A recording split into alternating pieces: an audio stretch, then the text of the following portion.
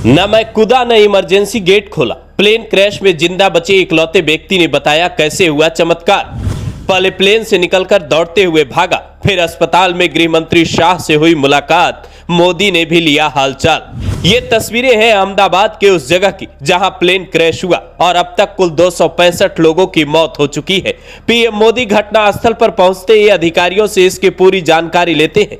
उनके साथ केंद्रीय उड्डयन मंत्री राम मोहन नायडू, गुजरात सीएम भूपेंद्र पटेल और गुजरात के गृह मंत्री हर्ष सांघवी समेत कई अधिकारी दिखते हैं। राम मोहन नायडू बाकायदा हाथों से इशारा कर प्लेन हादसे की वजह समझाने की कोशिश करते दिख रहे हैं। यहां से पीएम मोदी सीधा अहमदाबाद सिविल अस्पताल जाते हैं, जहां घायलों से मुलाकात करते हैं। किसी के सिरहाने हाथ रखकर हालचाल पूछते हैं तो किसी का बेड पकड़कर तबीयत पूछते नजर आते हैं। उसके बाद एक समीक्षा बैठक भी करते हैं ताकि यह समझा जा सके कि हादसे की वजह क्या थी और जिम्मेदार कौन है। डीजीसीए इस मामले की अलग जांच कर रही है, तो वहीं लंदन और अमेरिका की भी एक टीम इस मामले की जांच कर सकती है। इधर एनएसजी के कमांडो भी घटनास्थल का जायजा लेने में लगे हैं। सारा राज उस ब्लैक बॉक्स में छिपा है जो विमान के सबसे सेफ हिस्से में लगा होता है। अब विमान के ज्यादातर हिस्से खाक हो चुके हैं, पर इस हादसे में एक व्यक्ति जिंदा बचा है, जिसे लेकर तरह तरह की बातें होने लगी है। कोई कह रहा है जाको राखे साईं मार सके न कोई,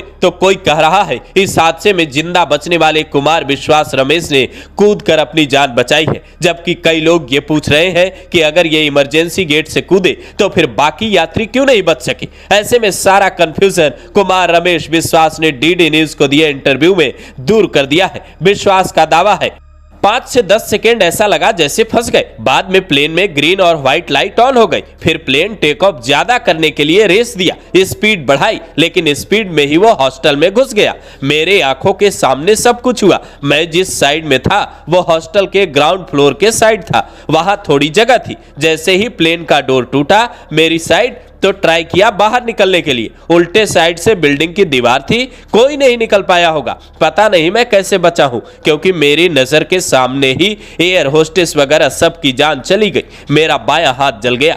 मुझे एम्बुलेंस से अस्पताल पहुंचाया गया। यहाँ के लोग काफी मददगार हैं। विमान में 242 लोग सवार थे, जिसमें से एक जिंदा है। तो बाकी जिन लोगों की मौत हुई है तो वहां हॉस्टल में रहने वाले और हादसे की जगह पर मौजूद प्रभावित लोग हैं। साथ ही दर्जनों की संख्या में लोग घायल भी हैं, जिनका इलाज जारी है। पर सवाल अब भी बरकरार है कि आखिर यह हादसा हुआ कैसे। अब तक दो तरह की थ्योरी सामने आई है। पहली, विमान का लैंडिंग गियर ठीक से काम नहीं कर रहा था, इस वजह से हादसा हुआ। दूसरी, विमान के दोनों इंजन फेल हो गए हों और ऊपर उठने की बजाय विमान नीचे आने लगा। वास्तव में उस वक्त हुआ क्या, यह पता करने का एकमात्र साधन ब्लैक बॉक्स ही है, जिसे ढूंढकर जांच अधिकारियों की टीम विश्लेषण करेगी। उसमें लगे वॉइस रिकॉर्डर यह भी बताएंगे कि पायलट ने मेडे के अलावा और किन किन शब्दों का इस्तेमाल किया था। वास्तव में उस 60 सेकंड में हुआ क्या था। क्या वाकई विमान को बचाने के लिए वक्त कम था या किसी स्तर पर लापरवाही हुई है। टाटा ग्रुप ने 1-1 करोड़ रुपए मुआवजे और फ्री इलाज का ऐलान किया, लेकिन सवाल अब विमानों के मेंटेनेंस पर भी उठने लगे हैं